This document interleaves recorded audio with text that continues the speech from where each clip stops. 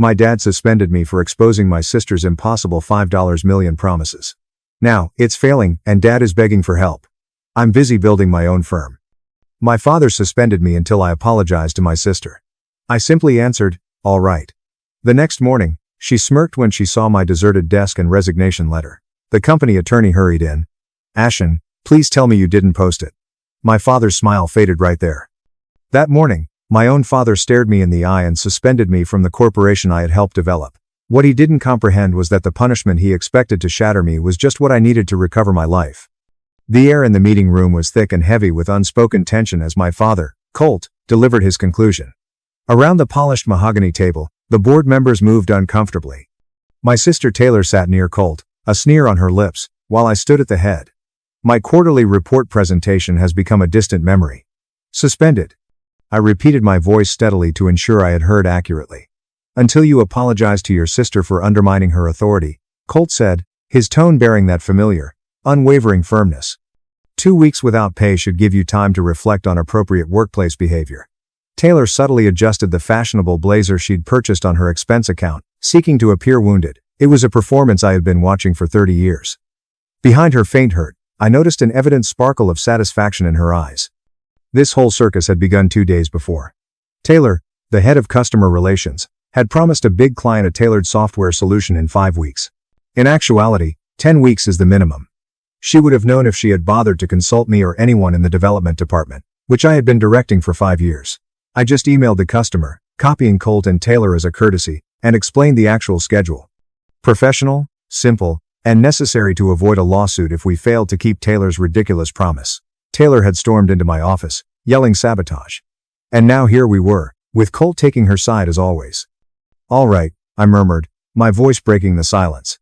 My straightforward statement appeared to catch everyone off surprise. Colt had evidently prepared for an argument, possibly rehearsing themes about loyalty and chain of command. That's it. Taylor couldn't hide her surprise. You're not going to fight this? You want me suspended? I'm suspended. You want an apology? You'll get one. I grabbed my presenting materials, my hands remarkably steady. Is there anything else, or can I go clean up my desk for the next 2 weeks? Colt frowned, plainly uncomfortable by my compliance. Well, expect you back on the 10th, ready to move forward professionally. I nodded and went out, ignoring Taylor's smug smile and the uneasy shifting of the board members, who just witnessed another family drama unfold during what should have been a typical business meeting. My office had been my sanctuary for 5 years. Floor-to-ceiling windows overlooking downtown Denver, and the walls proudly exhibited my degrees from MIT, alongside awards the development department had received under my guidance. Photos of my staff celebrating product launches lined one shelf.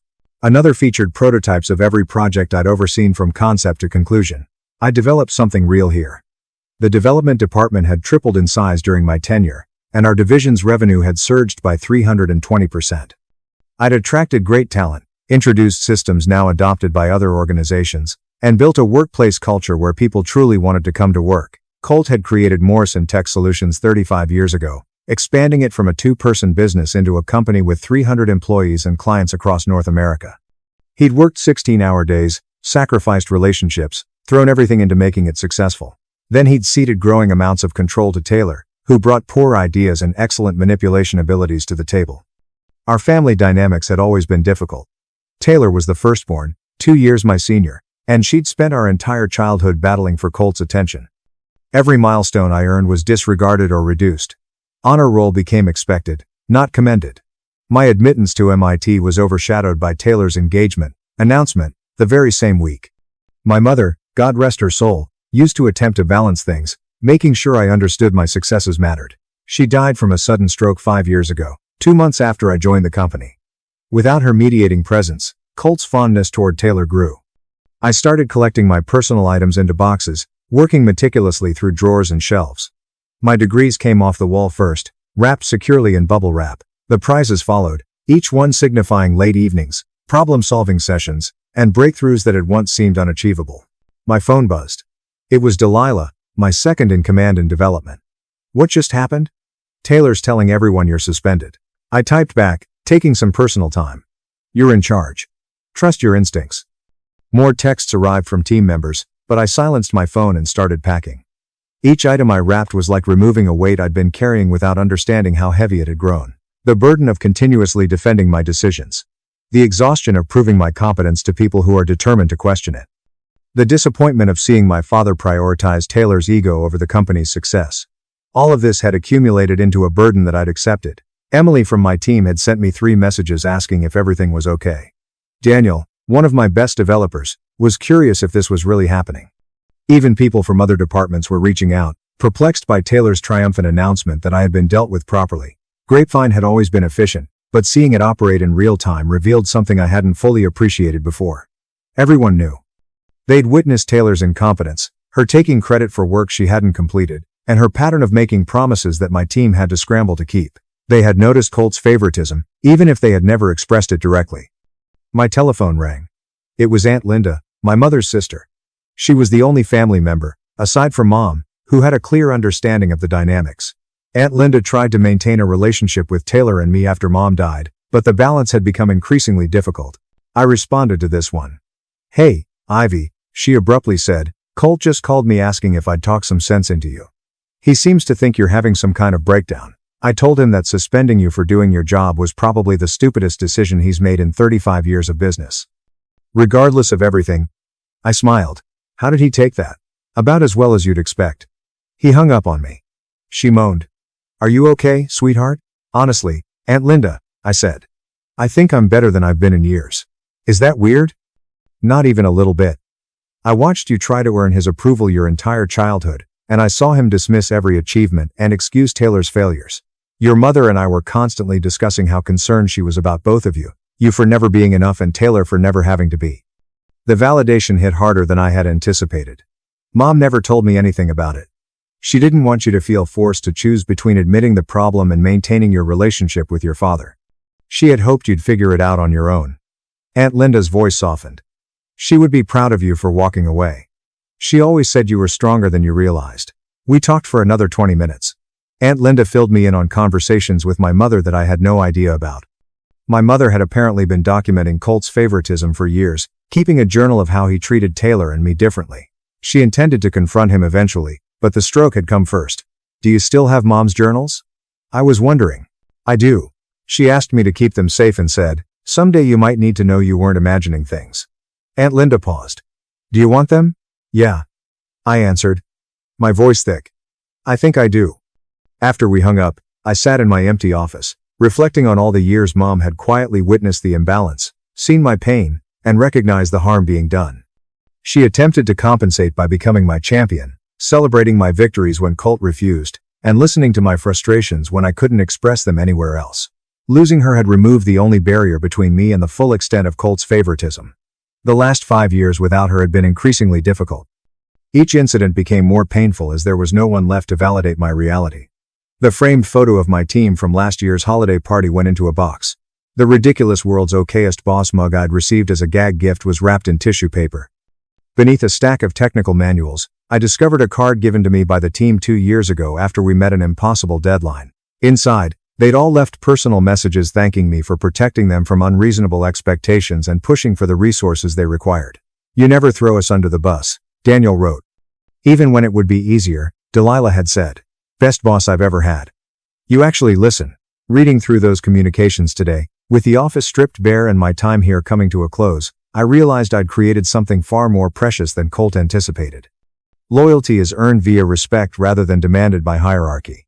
A team that trusted me because I continually put their needs before my own. Professional relationships are built on skill and mutual support, rather than favoritism and politics. Taylor had the title, the corner office she'd been hoping for, and Colt's unshakable backing. What she had never been able to establish was credibility with the folks who did the actual work. By late afternoon, my office had become bare. 5 years of my work experience fit into 4 cardboard boxes and a rolling cart. I anticipated to feel sad or angry. Instead, I felt a peculiar sense of serenity. Being undervalued your entire life means you ultimately stop trying to prove your worth to people who refuse to see it.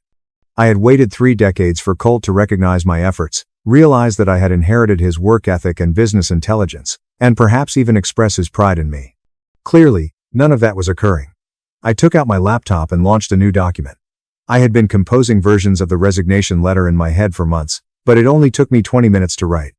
I kept it professional and brief, thanked the organization for the chance and gave 2 weeks' notice for my contract, which became effective immediately. Then I opened my email and composed a new message. Every board member, all department heads, and a number of major clients were among the recipients. The subject line said, Development Department Documentation and Project Status.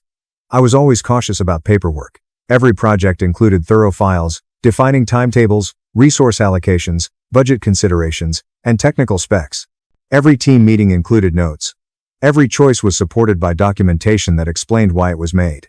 I'd also documented every time Taylor made commitments without consulting development, every ridiculous timeline she requested, and every budget she squandered on frivolous things, while expecting my teammates to do so with less formal documentation. Nothing personal, only facts, dates, and email chains. The email took 2 hours to complete. I've attached spreadsheets comparing the revenue provided by development to other departments.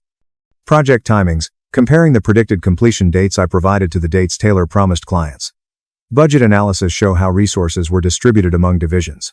I submitted the email chain from the incident that precipitated my suspension, as well as 5 additional such situations from the previous year in which Taylor made commitments without engaging the teams that would have to follow through on them. One particularly incriminating attachment depicted a project from 6 months ago in which Taylor promised a client a deliverable in 5 weeks. Development estimated 14. Colt had agreed with Taylor, claiming that we could meet her deadline. We completed in 12 weeks, but only because my team worked 60-hour weeks and I personally funded the overtime expenditures that over budget, taking a pay cut to make the numbers work. The client had been satisfied. Taylor had taken credit for the successful delivery, but no one except my team realized how much it had cost to make it happen. My finger was hovering above the send button. This would burn bridges, sever my connection with my father, and rule out any hope of reconciliation with Taylor.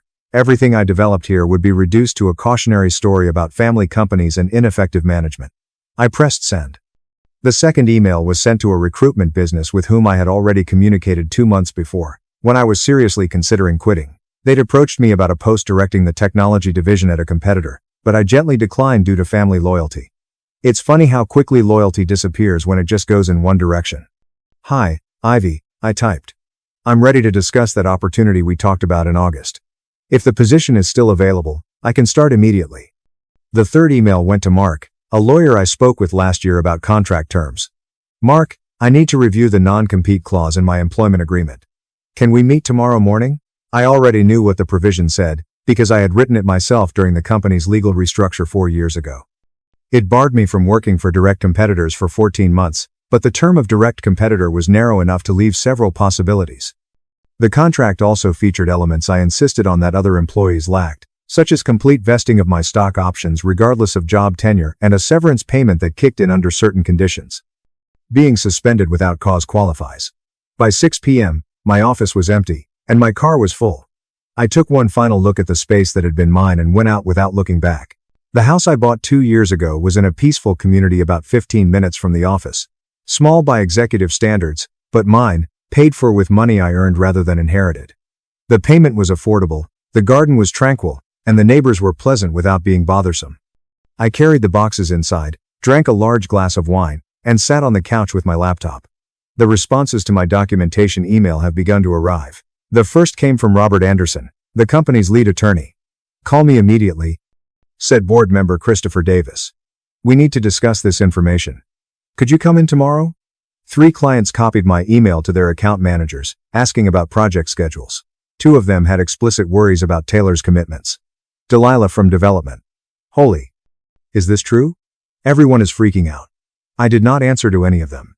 Instead, I opened a better bottle of wine and ordered Thai cuisine, feeling lighter than I have in years. The phone rang 7 times that evening. Colt called 12 times. Taylor called 8. Robert Anderson called every 30 minutes, like clockwork. I let them all go to voicemail. The text became increasingly frenzied. Colt's first voicemail was aggressive, asking that I contact him back soon and accusing me of being unprofessional. His second question was perplexing, asking what I felt I was accomplishing. The third was nearly imploring, stating that we needed to discuss this sensibly. Taylor's messages resulted in threats. She accused me of attempting to damage the company, being envious, and betraying the family. Her final voicemail burst into tears, stating that I was destroying everything Colt had created. The irony was almost humorous. I'd spent 5 years contributing to Colt's success, but Taylor had spent the same time coasting on his reputation and making mistakes that others had to clean up. Robert Anderson's messages were more measured but increasingly urgent. The legal consequences of the documents I'd supplied appeared to have become clear, and he wanted to talk about my objectives. That night, I got the best sleep I'd had in months. The morning came with prolonged silence for me and continued chaos from everyone else. The calls had expanded into text messages, emails, and even a visit from my father's secretary, who asked me to contact the office. I replied with a group text to Colt, Taylor, and Robert Anderson. I'll be in at 9 to collect my final belongings and submit formal paperwork. No discussion necessary. Ivy from the recruitment firm called at 7:30. The position is still open, and after seeing your portfolio, they want to fast-track the interview process. Can you meet with the CEO this afternoon? Absolutely. My lawyer, Mark, called the second time. Your non-compete is narrower than I remembered. You have options. Come by at 11 and we'll discuss strategy. Perfect. I dressed well for the office, opting for a blue suit that exuded confidence without aggression. Professional, composed, and eager to close this chapter neatly. The parking lot was fuller than normal at 8:30 a.m. Apparently, word spread, and people wanted to see what happened next. I strolled through the foyer, head held high, carrying a leather portfolio with my resignation letter and numerous other documents Mark had produced when I emailed him about the situation last night. The executive floor was chaotic. Assistants crowded in corners, murmuring. Department heads stood at doorways, appearing anxious. Everyone seemed to be expecting an explosion. My former office door was open, and I could see Taylor seated at my desk, digging through the drawers I'd already emptied. When I approached, she looked up, her expression changing from frustration to rage. You had no right to send that email, she exclaimed, jumping up so fast that my former chair tumbled backwards. You've made me look incompetent in front of everyone. The documentation speaks for itself, I said quietly, without entering the office. I simply provided information about project timelines and resource allocation. If that makes you look incompetent, perhaps the issue isn't with my email. Her face turned crimson. Colt's going to fire you for this. You've destroyed any chance of coming back. I held up the portfolio and said, I'm not coming back. I'm here to make it official. Footsteps echoed along the hall. Colt appeared with Robert Anderson close behind him. My father appeared to have aged 4 years overnight, his face drawn and his suit rumpled in a way I had never seen before. My office now, he announced, turning without waiting for an answer. Actually, Robert Anderson remarked quietly, the conference room would be more appropriate. This has moved beyond family matters. The identical conference room where I was suspended yesterday suddenly had a completely different vibe. The board members were not present, but Robert Anderson had brought along a paralegal who set up a laptop to record the proceedings. Before we begin, Robert Anderson explained cautiously, I need to clarify that this meeting is being documented for company policy regarding employment matters. Colt appeared to want to protest, but Robert Anderson's expression stopped him. My father might run the company, but smart executives listen to their lawyers during potential legal situations. I'm resigning effective immediately. I explained, handing the letter across the table to my father. Per Section 7 of my employment contract, suspension without documented cause triggers the severance provision.